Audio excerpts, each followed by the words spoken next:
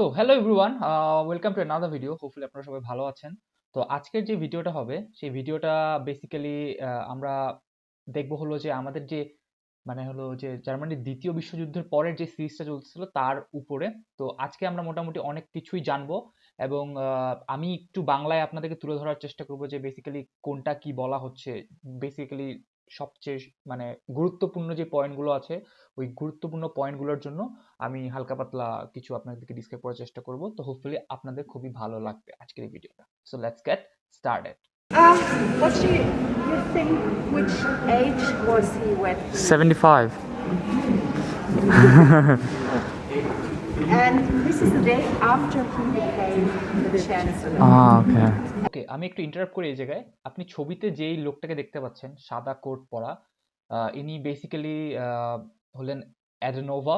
So who is this Adenauer? So Adenauer হলেন জার্মানির, West জার্মানির বেসিক্যালি প্রথম চ্যান্সেলর।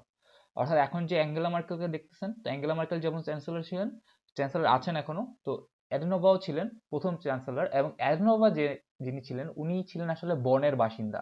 তো এই জন্য বনকে বেসিক্যালি রাজধানী করা হয়েছিল সেই সময় ওয়েস্ট জার্মানি। তো অ্যাডেনোভা অনেক বেশি একজন ইম্প্যাক্টফুল মানুষ ছিলেন যখন হলো তিনি আসলে যখন তিনি শাসন বাসন করতেছিলেন ওয়েস্ট জার্মানিকে। তো বলা হয় যে অ্যাডেনোভা খুব চালাকি করে বেসিক্যালি এই পুরো যে চ্যান্সেলর যে পদটা, এই চ্যান্সেলর পদটা নিয়ে নিছিলেন। এবং ইটস কাইন্ড অফ আমি আমি যখন তার বাসায় গেছিলাম তো তখন আসলে সেখানে যারা ছিলেন তখন তারা ডিসক্রাইব করছিলেন অ্যাডেনোভা আসলে চালাকি করে আসলে চ্যান্সেলরশিপটা নিয়েছিলেন। এবং খুব দুঃখের বিষয় এটা যে তিনি 15 বছর চ্যান্সেলর ছিলেন জার্মানির মোটামুটি। এবং তার 2 জন স্ত্রী ছিল এবং তার 2 জন স্ত্রী কেউই তার এই চ্যান্সেলরশিপ দেখে যেতে পারে না। অর্থাৎ তিনি যখন চ্যান্সেলর ছিলেন তখন তার কোনো স্ত্রী আসলে জীবিত ছিলেন না এবং তার 2 জন স্ত্রী খুব কষ্ট করে মারা গেছেন। স্বাভাবিক মৃত্যু ছিল না। একজন দেখা যাচ্ছে যে সাইকোলজিক্যাল ডিসঅর্ডার ছিল। তো এরকম আরকি জিনিসগুলো। তো ধরেন এই বিষয়গুলো নিয়ে আসলে এখানে কিছু বলেনি। বাট উনি আসলে ডিসক্রাইব করতেছেন এখন যে আসলে অ্যাডেনোভার কি, কি ছিল এবং কি, কি ধরনের প্রভাব ছিল জার্মানিকে নিয়ে এবং কি, কি ধরনের চিন্তাভাবনা ছিল। তো ধরেন শুনে আসি। So maybe you also saw the hotel Petersburg from far. It's Maybe. in the south. Yeah, exactly. So that was where the Allies were, and they invited him to visit them after he was elected. Okay. And then they handed him some paper. You should have it here. Adenauer's own copy of, it's even in English, okay. and French, because it was drafted by the Allies, the Occupation Statute. So this means the Allies were still reserving very important tasks for themselves. Okay. For example, there was no German foreign minister. The armament, everything military, everything concerning currency, that was still the Allies controlling everything, not Adenauer. And Adenauer's policy was the integration to the West, the commitment to the US especially. So he wanted to show he's a good ally. And on the other hand, he hoped they would give him sovereignty one day soon. But most of the Germans, they didn't agree, because for them, the priority was reunification. They wanted one Germany, not two. And they said, if we do this, if we commit to the West, the Soviet Union will never agree. Of course. So in the beginning, that was a big discussion. And still the model was the US, a democracy was introduced under the control of the Allies. So that's what happens in the West. In the East, on the contrary. ওকে, এতক্ষণ আমরা যেটা শুনলাম সেটা হলো West জার্মানির কথা, অ্যাডেনোভার কথা। যেখানে বলা হচ্ছিল যে ওয়েস্ট জার্মানি আসলে কি, কি পদক্ষেপ নিছিল তাদের অ্যালাইয়ের সাথে। তখন ইউএসএ মনে হয় ছিল আর কি জানি ছিল, ভুলে গেছি। তো তাদের সাথে কি, কি পদক্ষেপ নিছিল to make just one Germany, not to Germany. তারা চাচ্ছিল না বেসিক্যালি যে দুইটা জার্মানি হোক, but more or less situation ডিমান্ডে দুইটা জার্মানি হয়েছিল। এখন যেটা আমরা শুনবো সেটা হলো আসলে মানে ইস্ট জার্মানির কথা। সেখানে সোভিয়েত ইউনিয়ন আলটিমেটলি কি কি পদক্ষেপ নিয়েছিল এবং পদক্ষেপগুলো ভালো ছিল কি ছিল না সেই বিষয়ে এখন আমরা একটু শুনবো। তো চলেন শুনে আসি। And they had big problems from the beginning. For example, economically. They introduced 5-Jahr-Pläne. Do you understand? Yes, 5 years plan, yeah. Exactly. So they had a planned economy in the beginning. Heavy industries was their priority, but they neglected things for everyday life. As well, another problem was the Soviets. They had suffered a lot during the war. So after the war, they were taking a lot more machines, whole industrial complexes from Eastern Germany to the Soviet Union. So the eastern part of Germany had a lack of everything, right? And then they have a whole new economical system. So this is part of the explanation why from the beginning it didn't really work economically over there. This part. And politically, as you see here, the situation is also difficult. This is a tank. Because people were not very happy on account of the economic situation. So one day they went onto the streets, as you can see. They are demonstrating, and they want free elections, for example. Okay, free. Okay. Right? So what they do there is they gather, they criticize their government, they are asking for things, they say their opinions. Those are all liberties, freedoms we have. But over there it became very clear it wasn't wanted. This is in 1953. Okay. Many people on the streets initially because the government introduced a new production quota.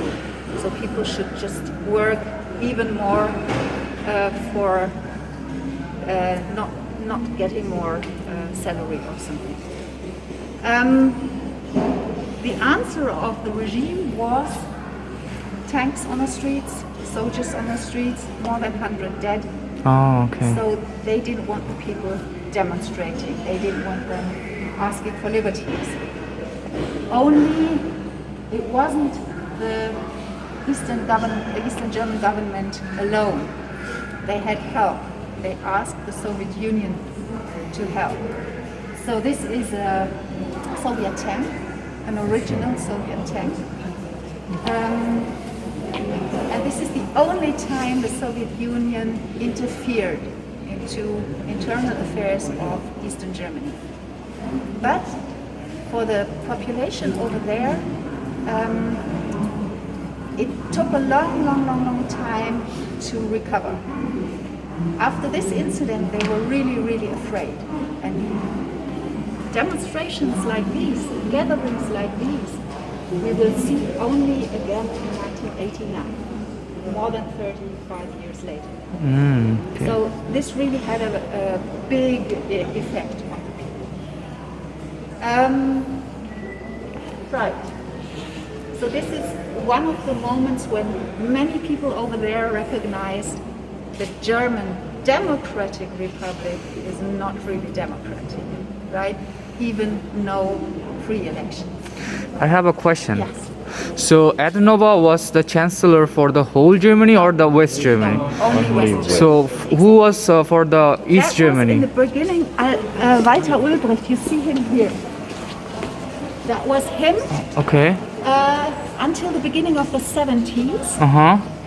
Then there was Erich Honecker Okay. until almost the end. Okay. Only the last 3 or 4 months there was still someone.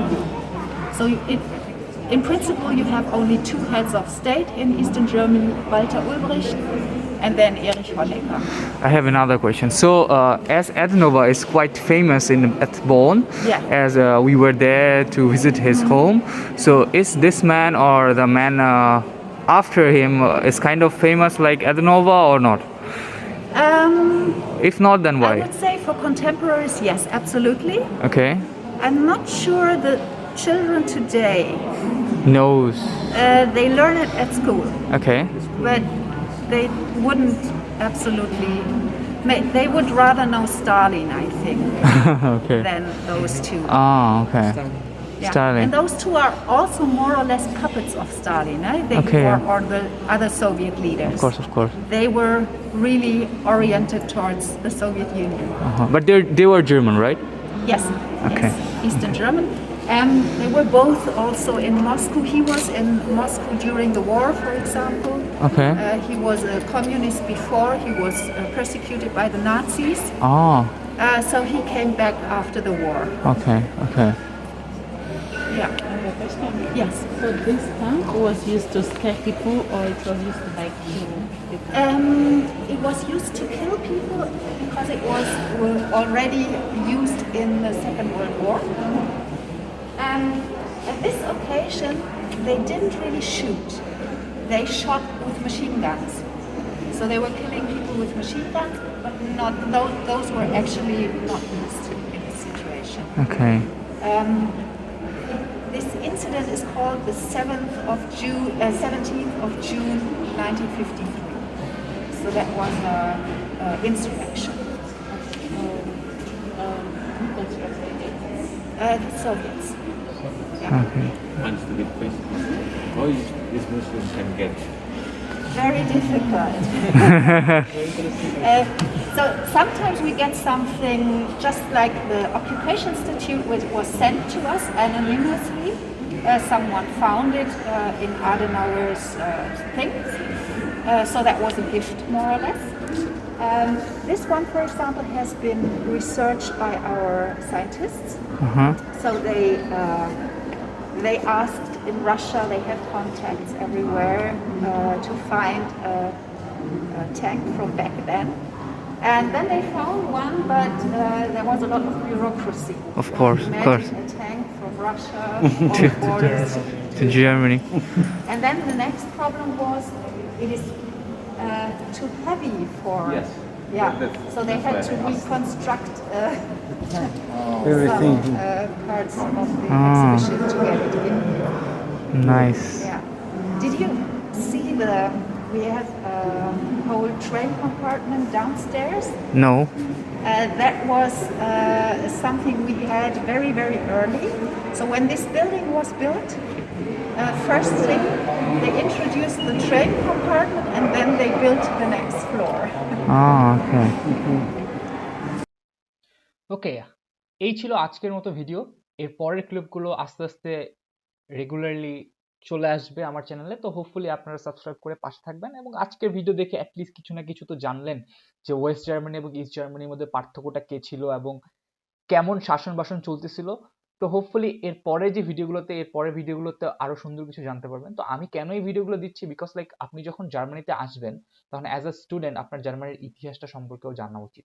তো আমি চাইলে এটা video আকারে দিতে পারতাম, but আমার মনে হয়েছে যে যেহেতু আমি বনের মেইন যে জায়গাটা সেখানেই ছিলাম, তো মিউজিয়ামটা ঘুরে ঘুরে আপনাদেরকে দেখানোটা এবং ইতিহাস সম্পর্কে আপনাদেরকে অবগত করাটা আমার দায়িত্ব ছিল এবং সেই দায়িত্ব থেকে আমি বেসিক্যালি এই জিনিসটা করছি। তো আগামী ভিডিওগুলো দেখার জন্য আমন্ত্রণ জানাচ্ছি। সো হোপফুলি আগামী ভিডিওগুলো দেখবেন এবং please do subscribe, like, comment and share, and if you don't know I have a Facebook page as well, please go there, like and follow. Nice. Ciao. Okay.